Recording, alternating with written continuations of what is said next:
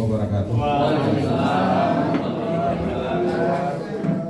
Alhamdulillah, la ilaha illallah wa sallallahu Muhammadar Rasulullah sallallahu alaihi wasallam.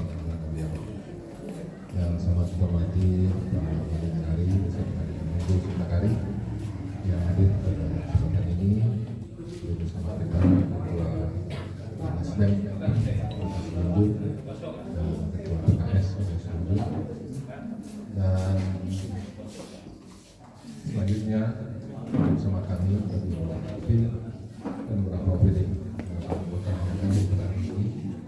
Selanjutnya seluruh perangkat-perangkat dari seluruh kaum di Nagari yang hadir dengan khusus, dan adik kami mahasiswa dari Lalas dan dari UNES yang masa kuliah nyata di Nagari dan Susua. Pertama, punya syukur sama kita berikan kepada Allah SWT tentang rahmat dan karunia-Nya. Sebagai salam buat seluruh besar Rasulullah Muhammad SAW. Atas nama rombongan, terima kasih kepada Pak Wali yang telah menyuguhkan kuliner andalan dari pada Rasul, yaitu ada cimbu itu apalagi sate ya. Mau berasi buku buahnya, lamanya. Memang dia sate itu namanya kesendaunnya ya. Kuahnya daun. Aku mencoba sate. Ini masih dalam. Kamu makan sate. Terima kasih Pak Wali atas. Selanjutnya para Bapak Ibu semua hadirin, kita ucapkan selamat hari ulang tahun kemerdekaan Republik Indonesia yang ke-70 dengan motonya cepat pulih, ya, bangkit lebih kuat. Jadi cepat pulih, bangkit lebih kuat. Nah, ini akan bisa kita lakukan ketika kita betul menghayati daripada nilai-nilai kemerdekaan itu. Jadi sangat tepat sekali kiranya tema yang diangkat pada Hari Kemerdekaan tahun 2022 ini, yaitu cepat pulih dan bangkit lebih kuat. Kenapa? Karena memang akibat COVID ya, 2020 dan 2021 itu efeknya bukan hanya kesehatan, tapi efeknya adalah untuk perekonomian dan kemudian sosial kemasyarakatan, dan kemudian juga merubah pola budaya kita, sehingga ada kecepatan digitalisasi. Ya, kalau dulu kita ada rapat pertemuan ya langsung dalam satu forum, dalam satu ruangan, tapi sekarang ini tidak mesti seperti itu, bisa melalui Zoom, ya, bisa melalui YouTube dan yang lain. Nah, jadi ini efek ya, daripada COVID ini. Dan kemudian juga itu memberikan efek kepada perekonomian. Ketika kesehatan terpengaruh, maka menyebabkan biaya dan anggaran tersedot untuk kesehatan. Nah, perlu diantisipasi lagi adalah karena sudah 2 tahun lebih kurang, bahkan masuk ke 3 tahun yang ketiga, dan COVID ini belum juga berhenti. Ya, bahkan beberapa daerah juga meningkat, di luar negeri juga ada juga yang masih lockdown.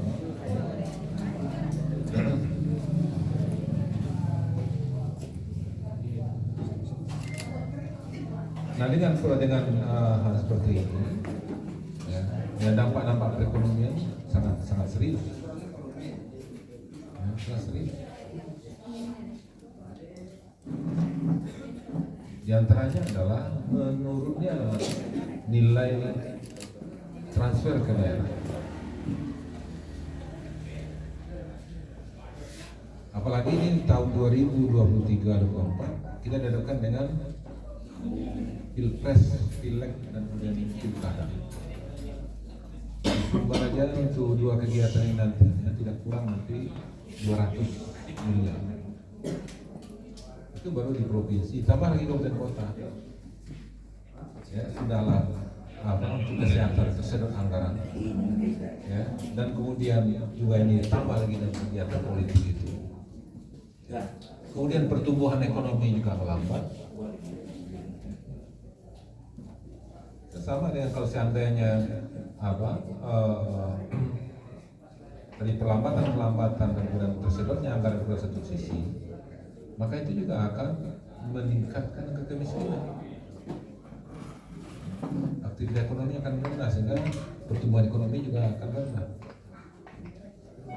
Jadi maka dalam hal ini kita berdoa cepat pulih ini, ya, dan kemudian bangkit lebih kuat ini, ya, maka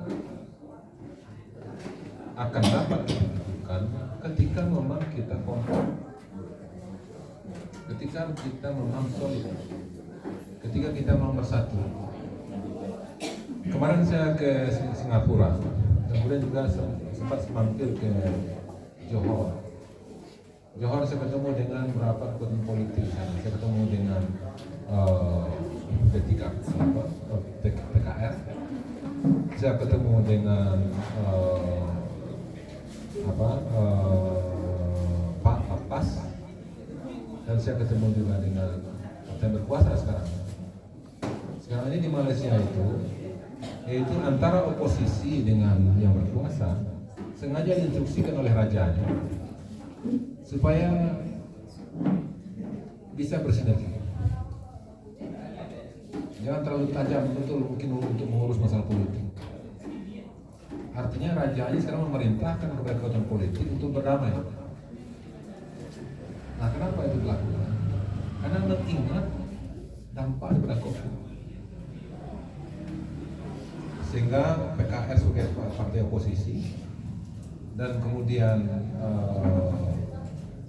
mulai ada partai penguasa, terus PAS dan yang lainnya, itu sekarang mencoba mengurangi ketegangan. Karena ketika kemarin saya pulang dari Johor ke Batam, itu memang di pelabuhannya itu sangat sepi sekali, toko-toko banyak tutup. Bahkan ada yang bercerita itu lebih parah lagi situasi di Malaysia di pelabuhan dibandingkan dengan pelabuhan kita. Orang berani dia minta uang, angkat sedikit minta uang, angkat sedikit minta uang. Sehingga ada yang cerita lebih parah lagi dibandingkan Indonesia. Apalagi sekarang ini, dulu Singapura disuplai ayam dari Malaysia, sekarang kita tidak mampu lagi nyuplai, sehingga Indonesia nyuplai ke Singapura. Sekarang ini kan Malaysia itu terancam dia dengan tenaga kerja, karena Indonesia menyetop tenaga kerja sehingga kilang-kilang minyak tidak bekerja, sawit tidak panen. Nah, dalam situasi kondisi seperti itu mereka mengambil sikap, bahkan kekuatan politik ditenangkan. Dan kemudian pemerintah antara oposisi dengan penguasa, antara penguasa dengan pembangkang dan istilah pembangkang, nah, itu mereka mencari win-win solution. Kenapa? Kan itulah secara manusiawinya langkah yang tepat seperti itu. Nah, demikian juga kita Indonesia. Tadi saya dengan Menteri Perdagangan kita, ya, dalam pesannya Menteri Perdagangan adalah bagaimana kita menjaga stabilitas nasional. Ya, itu pernyataan dari Menteri Perdagangan dan saya setuju dengan itu. Karena secara teorinya, ketika susah, ketika payah, kita harus kompak, kita harus bersinergi. Nah, perbedaan-perbedaan dikurangi. Itu logika yang benar dan itulah cara langkah yang benar, yang manusiawi, yang langkah orang yang sehat gitu. Tapi kita di Indonesia tidak itu dilakukan. Itu makanya langkah ini langkah yang sakit. Ya. Dan di antara kita tidak memahami seperti itu. Ya, contoh misalnya masih bergeraknya buzzer-buzzer yang memprovokasi, ya. Ada Islamofobia, ada sekarang ini yang misalnya politik identitas. Nah, politik itu diarahkan kepada umat Islam. Seolah-olah itu keluar tulisan Usman Kansong untuk hasil disertasi. Jadi bahwasanya memang Islam itu di bagian yang melemahkan. Nah, cuma ini apa? Politik itu diarahkan kepada umat Islam. Ini apa dalam situasi sekarang ini justru kita masih menjelekkan, masih terbangunnya merendahkan dan inilah yang akan menimbulkan kelemahan. Nah, itu makanya perilaku yang seperti ini perilaku yang bertentangan dengan logika sehat sebenarnya. Sementara sekarang ini saatnya kita Indonesia itu bisa mengambil alih peran di dunia internasional. Karena seperti dikatakan kita, insya Allah ekonomi kita cukup kuat karena kita daerah pertanian.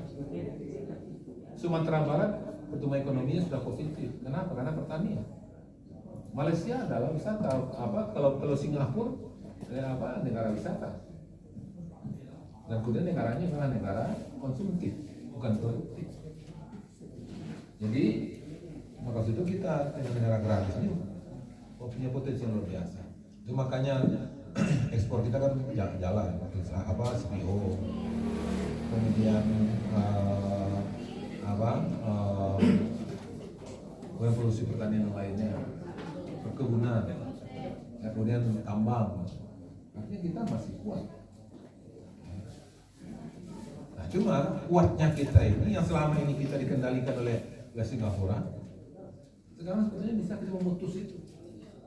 Tapi kapan itu akan bisa kita lakukan? Ketika kita solid, ketika kita kompak, ketika kita bersama, ketika kita bersatu. Kalaulah seandainya yang terjadi adalah seperti tadi itu masih bertengkar di antara kita, masih mempermasalahkan masalah yang tidak substansial, masih mungkin membuat permusuhan satu sama lainnya, maka saya kira Indonesia akan tetap menjadi negara yang terpuruk. Ya seharusnya kita punya momen untuk bangkit sekarang ini. Ya. Nah, mungkin barangkali saya merasakan saya pernah berada dengan Presiden Pak SBY ketika saya di Kota Padang, ya, dan kemudian juga sebelumnya saya di DPRD, dan sekarang ini saya pada masa Pak Jokowi, ya, aku wali kota dulu, gubernur sekarang, ya, dan artinya kita merasakan berapa hal yang kurang positif. Sebenarnya kita harus mengarahkan pada yang positif. Kita maju. Ya. Nah, jadi maksud itu inilah pesan yang dibawa dalam peringatan hari kemerdekaan itu, yaitu cepat pulih, ya, kemudian bangkit untuk lebih kuat. Nah, kapan? Ketika kita solid, ketika kita kompak. Dan itu dijelaskan oleh Allah SWT dalam Al-Quran. Falamma ahassa Isa minhumul kufra qala man ansari ila Allah. Qala al-hawariyun nahnu ansarullah. Amanna billah wa syahada bi anna muslimun. Rabbana amanna bima anzalta wa tabana rasul faktubna masyahidin wa makallahu wallahu khairul hakimin. Ketika Isa merasakan adanya gejala keengkaran di tengah-tengah umatnya, maka dia berkata kepada para sahabatnya, umatnya, Hawariyin, menjawab, kami, siapa akan menolong Allah? Kami akan menolong. Bertanyanya Nabi Isa kepada para sahabat-sahabatnya itu, kemudian dijawab oleh para sahabat-sahabat itu namanya konsolidasi. Man ansar, siapa akan menolong kamu? Kemudian dijawab oleh sahabat-sahabatnya, kami akan menolong kamu. Itu adalah konsolidasi. Nah, waktu itu menghadapi situasi sekarang ini, maka langkah konsolidasi adalah supaya mengukuhkan persatuan. Saya mau bahasa itu pada kesempatan ini peringatan kemerdekaan Agustus 2022 ini yang kita peringatan ke-37.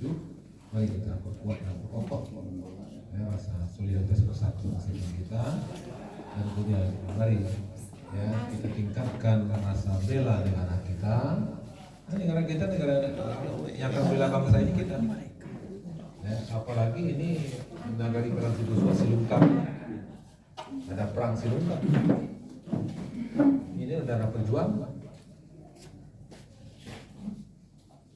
Setelah merdeka kita, dan kemudian Belanda belum rela menyiapkan kemerdekaan kan.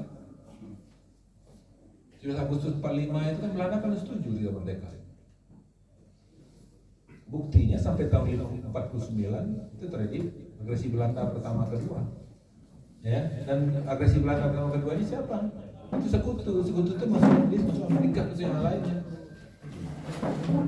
Maka tahun 49 baru dengan terpaksa Belanda melaksanakan konferensi Menyambuna. Karena dipaksa oleh, kenapa Indonesia sudah mengklaimkan, didukung oleh Mesir, didukung oleh Palestina, kemudian India dan yang lainnya. Kemudian dengan terpaksa Belanda melaksanakan konferensi Menyambuna. Itu pun diberikan bukan kemerdekaan, tapi Republik Indonesia Serikat dan diakui ini. Ini masih menjadi daerah federal. Jadi menjadi bagian daripada Belanda. Itu makanya ini perlu kita ingat sih, mungkin berada di mahasiswa, ini perlu ingat sejarah ini. Ini jangan dengan sukarela, dengan macam alhamdulillah syukur isinya merdeka, nah begitu Belanda itu. Sampai sekarang pun Belanda pun masih memelihara para separatis. Lebih ingat seperti RMS ada di Belanda sekarang.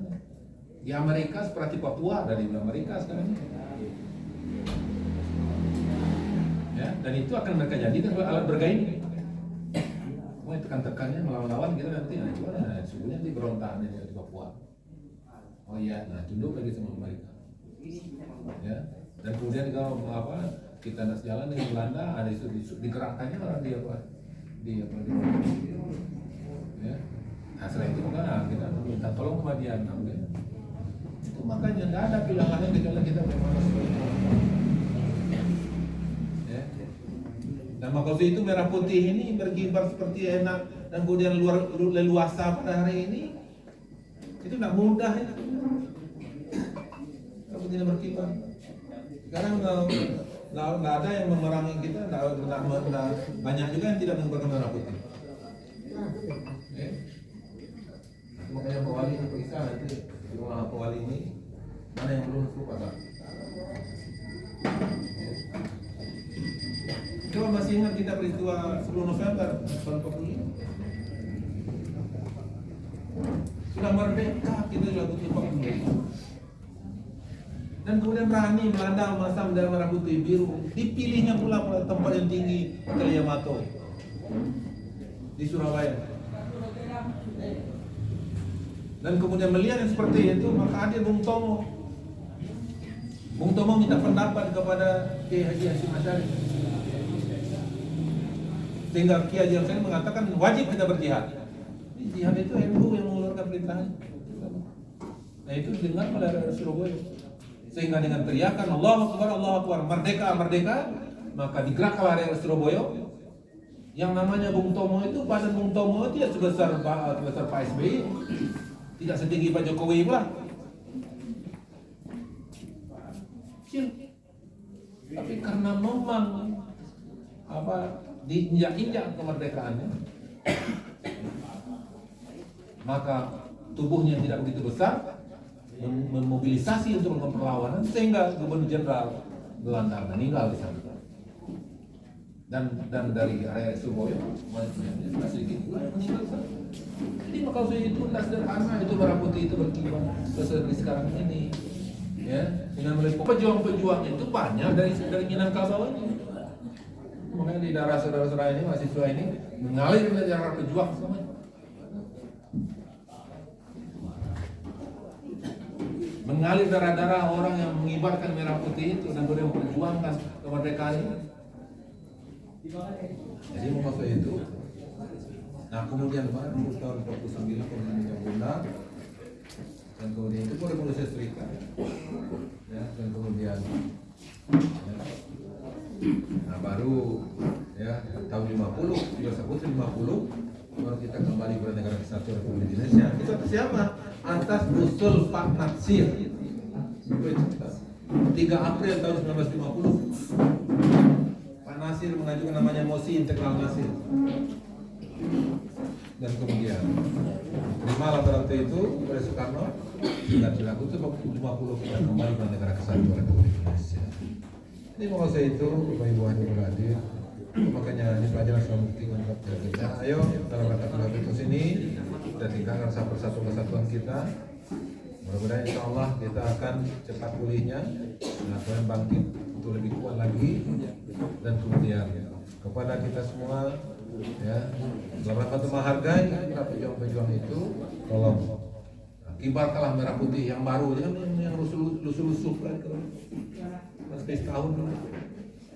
Ya, itu makanya mungkin saya sudah sebelum apa menjelaskan, saya ingatkan sebelum Bupati Kota, ya, supaya memasak.